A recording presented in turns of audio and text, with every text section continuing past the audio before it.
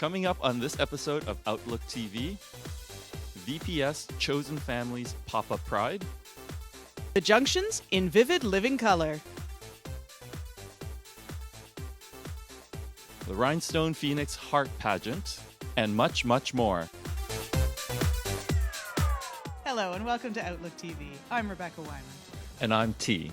We'd like to thank the Musqueam, Squamish, and Tsleil-Waututh Nations for the honor and privilege to film this episode of Outlook TV on their traditional unceded lands. Outlook TV is the queer news magazine show that brings you the stories that matter the most from coast to coast. And we're going to kick it off in Vancouver, outside the art gallery. Yes, Pride happens year-round, and the VPS is celebrating Pop-Up Pride called Chosen Family. Hello, hello, hello. Today, Outlook TV is here at the Vancouver Art Gallery to find our people. The Pride Society has teamed up with Last Door Recovery Society to put on this free event to celebrate our chosen families. Come on, mi familia.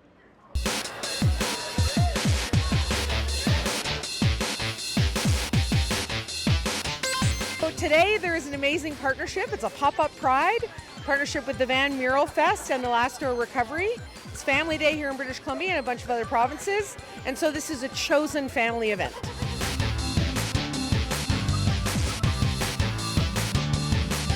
This is an opportunity for people to share space, to kind of connect, to find those synergies that we've had and missed for the last couple of years. I think as well for the staff at Pride to be able to do what they love to do, which is create opportunities for celebration. This is a really wonderful event.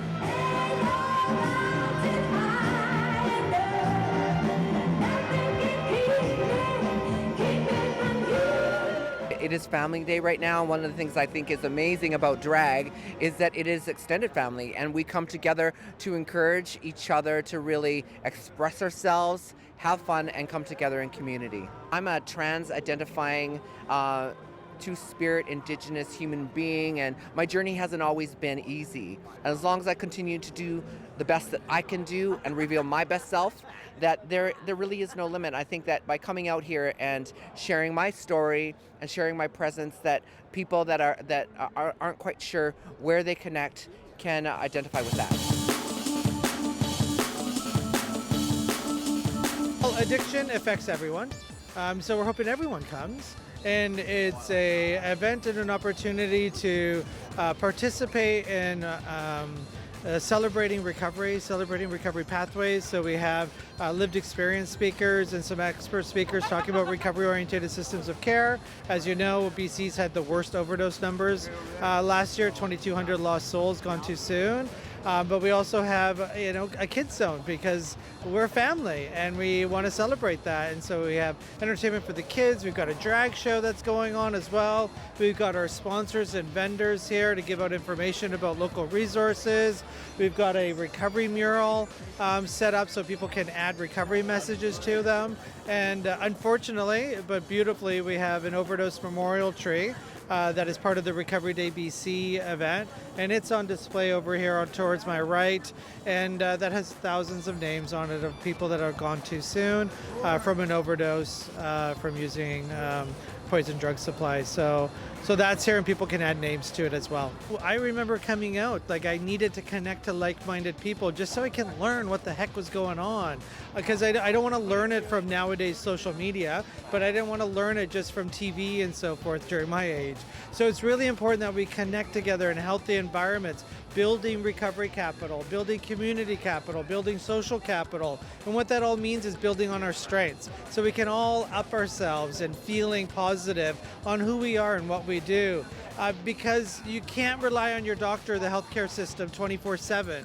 But hopefully you can find friends and family and chosen family that you can rely on, at that hour at night that you need that extra support.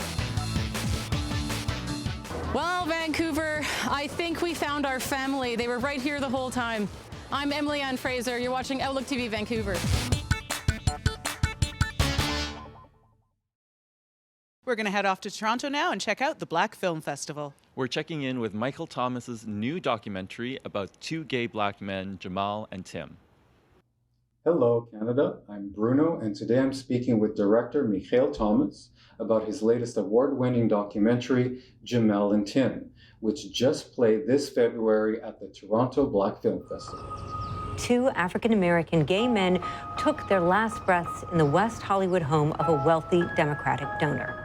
It is about the two people, Gemmel and Tim. So Gemmel Moore and Timothy Dean both died in the apartment of Ed Buck in West Hollywood. And they both died of crystal meth overdose was one of the main reasons. And a lot of other people, you know, they overdosed at that apartment, and it took a long time for action to be taken against Ed Buck because there were a lot of horrible things going on in that apartment.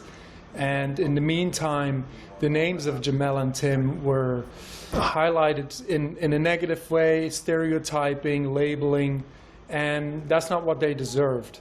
So the approach of this documentary was really focusing on the people and mostly the friends who knew Gemmel and Tim best to tell their story of who these two people were, and at the same time telling the story of what actually happened so that we can prevent this from happening again in the future, and at the same time remembering the two beautiful human beings that they were.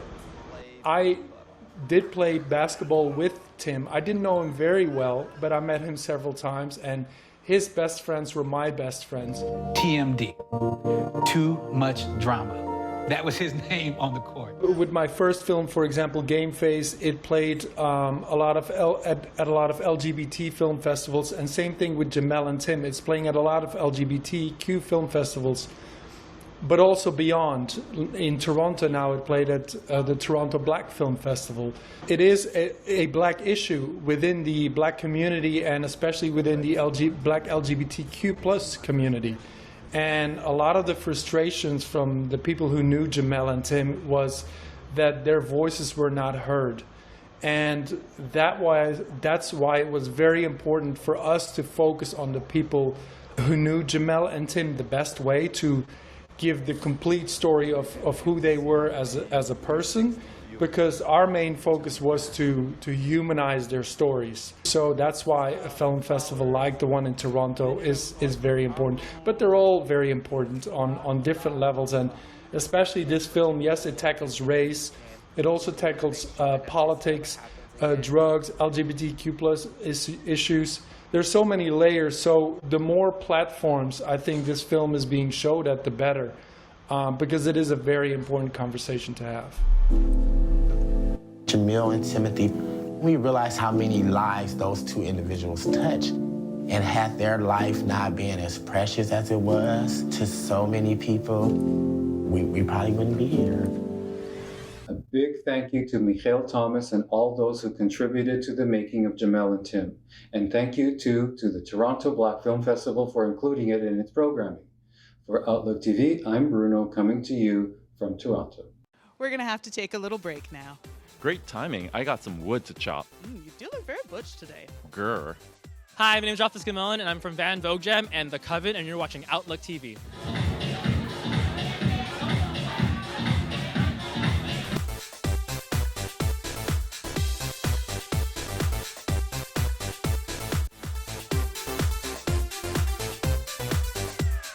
Welcome back. You're watching Outlook TV. We're headed to the Junction for their POC show called In Vivid Living Color.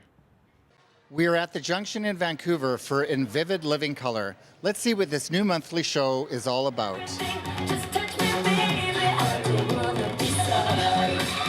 Monthly show In Vivid Living Color is a show that I produce in order to give a platform to POC performers, specifically in the art of drag, but not exclusively. And I did it because there's a huge lack of representation for people of color. There's so many POC performers out there, and I can only see very few making it up to the stage. I always thought that was weird, and when I was able to kind of talk to my peers about it, I realized there was a huge problem, and we needed to do something about it. So I decided to produce a show that was based solely on that, and now it's in Nanaimo, Victoria, and now here in Vancouver as well.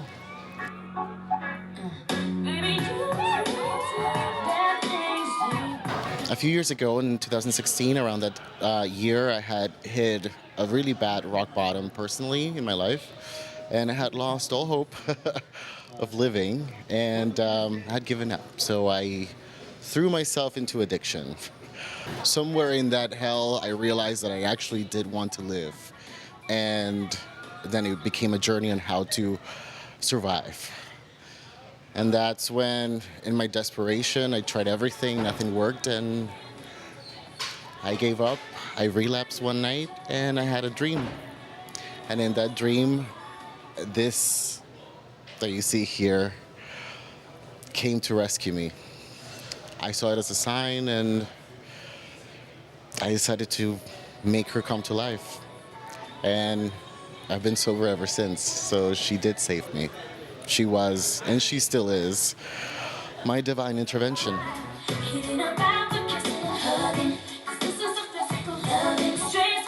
My performance background is method acting for over 10 years, also as a musical performer, also as a dancer, mainly in hip-hop, salsa, merengue, reggaeton, any Latin kind of like flavor. I heard goodbye and bye over and over. I've been told. Tonight is pretty special to me because we have Jaylene Time, as you know, is one of my legends, and is a person that has welcomed me with open arms in this community, which has been a dream come true. And then we have Diamante as well, who's another person that inspires me every day. Karajuku, who is a person that I've seen online, and their performances are insane, so I wanted to see them live for the first time, and I'm gonna get to meet them tonight. And I brought from the island Cash, who is an amazing rapper and performer.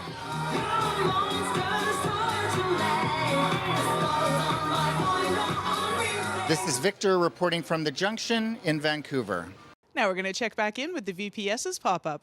There was a lot of voguing happening, which I do not partake of because my body does not move that way. Really? You look like you could vogue. No. In addition to producing the annual Vancouver Pride Parade and Festival, the Vancouver Pride Society is co-producing a series of events throughout the year, and today we're here to find out about the Pop-Up Pride series. Let's go way back to the basics. Damn, motherfuckers really just can't take it. Sipping all around the water. So we're the Vancouver Pride Society, and throughout the month of February, we've been hosting some events. We've called it Pop-Up Pride to kind of expand our programming outside of just the summer months where we usually have most of the Pride activities going on. So all this month we've had some different events going on in the city to celebrate queer people here in Vancouver. So we've got some lovely food trucks that have come in that are going to be supplying lots of great stuff for the event, and we'll have a beer truck tonight, a licensed area. So that's going to be super fun just to have everyone out in this space enjoying those things. I'm really excited to introduce Coven for you. We have Kevin, Ross, and Ralph, and we have DJ Father Gvasalia playing music for your sweet ears. I'm really lucky to be hosting the Winter Arts Fest put on by the VMF, the Vancouver Mural Festival, and we're presenting a really special edition of By Felicia tonight, put on by G-Love, DJ G-Love, and we're going to be doing a big drag show tonight to close off the festival. It's the final day, and we've also got Coven here voguing until then, and then we have a group performance by Nada, which is like an iconic collection of powerful femme artists, and I'm going to be hosting the whole night. So I'll be here for 6 hours talking to the people, yeah.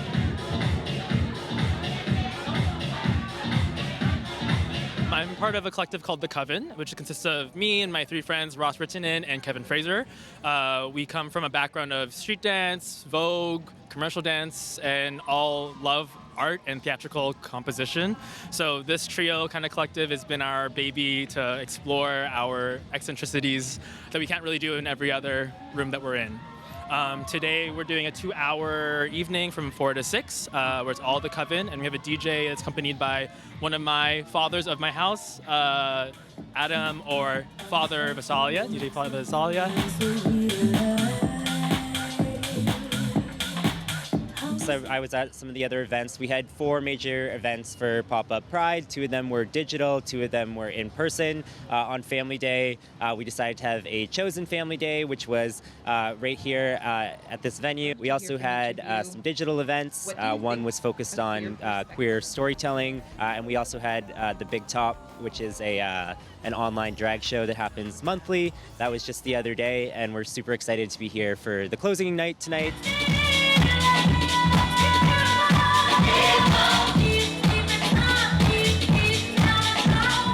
Outlook TV, this is Angus Pratt at the Pop-Up Pride Series at the Winter Arts Festival in Vancouver. We're going to have to take another little break now. Perfect timing. I'm ready to do some aggressive contact sports. So manly. Meow. Hi, I'm Monroe, and you're watching Outlook TV.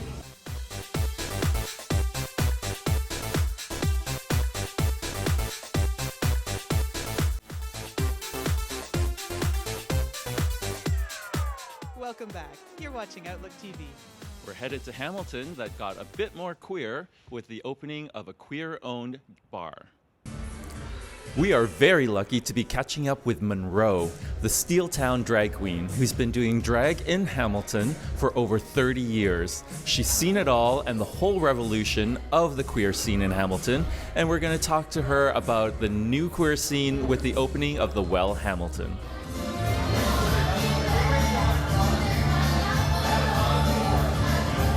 This is the most positive thing that has happened to the Hamilton queer community in like 20 years.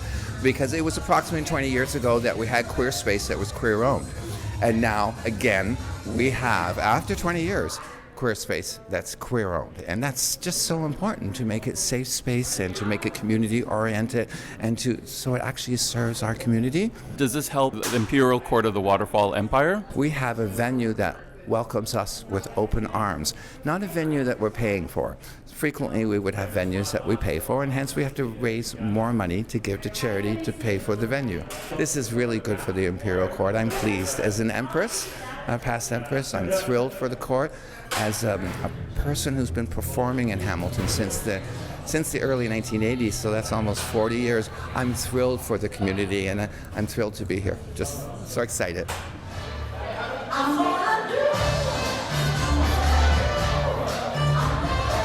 As somebody who grew up in a small town, similarly sized as Hamilton was when I was growing up in Kingston, we didn't have gay bars actually. They would pop up and after a few months be shut down or constantly be harassed by the police, or local people would be standing outside and like just screaming things at us. So I'm just thrilled that I was able to be outside, have a cigarette, come during daylight and not be worried about anything here in Hamilton. So that does say to me that the community is coming along. Tonight I'm gonna try out some new music as well as do some of my country bumpkin classics, and hopefully everybody has a good time and wants to dance along.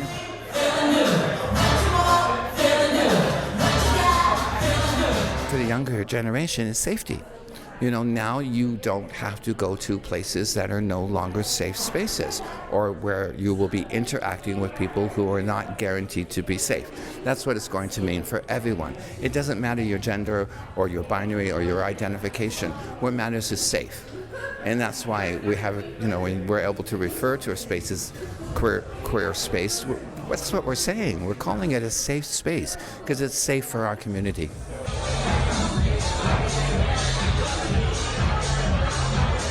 From a more inclusive Hamilton, this is Sister Fancy Pants for Outlook TV. Well, let's check in with the Rhinestone Phoenix Society. It's this year's rendition of the King, Queen, and Ruler of Hearts pageant. We're at the Junction in Vancouver for the King, Ruler, Queen pageant. It's going to be lots of fun. Let's check it out.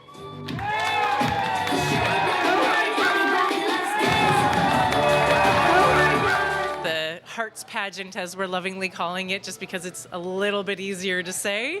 But it was originally known as the King and Queen of Hearts pageant. And last year, for the first time, we introduced a non-binary title. So that anybody competing, if they weren't comfortable with King or Queen, they could choose Ruler of Hearts instead.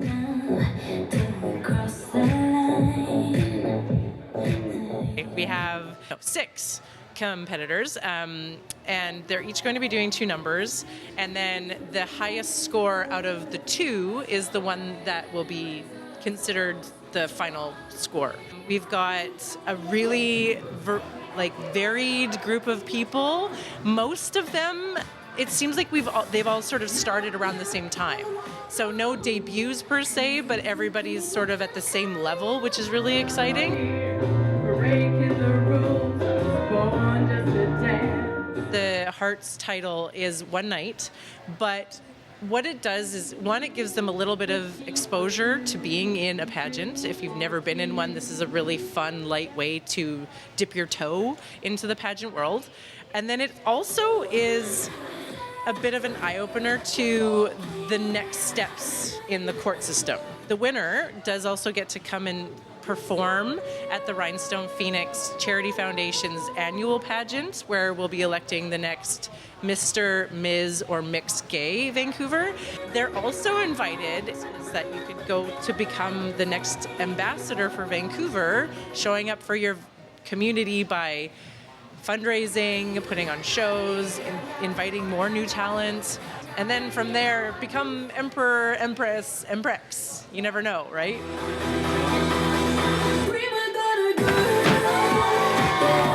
I'm Mr. Gay Vancouver 41, and my fundraising efforts went towards Community, which is a local resource for the trans, two-spirit, and queer community in Vancouver, which meant so much to me because they have an amazing counseling program that I wanted to put funds towards. The other half of my funds went to my local Pride Society because I live in the suburbs and I would love to see Pride spread far and wide. Okay, no. I'm really excited about the idea that the next generation is going to come in and take these titles and make them their own. They're going to expand and grow, and there's no end to what they're capable of. So I'm really excited to see the next generation take the reins. I believe that she's going with the title Queen of Hearts. Is that correct? That's correct. This is Sister Vicky reporting from the Junction in Vancouver. That's all the time we have for this episode of Outlook TV, but we'll be back before T gets tired of those heels. That's not going to happen. But in the meantime, you can check us out on all our social media platforms, and if you want, consider joining us as a volunteer. We have a lot of fun here. Thanks so much for joining us. I'm Rebecca Wyman. And my name is T. Stay safe, Canada.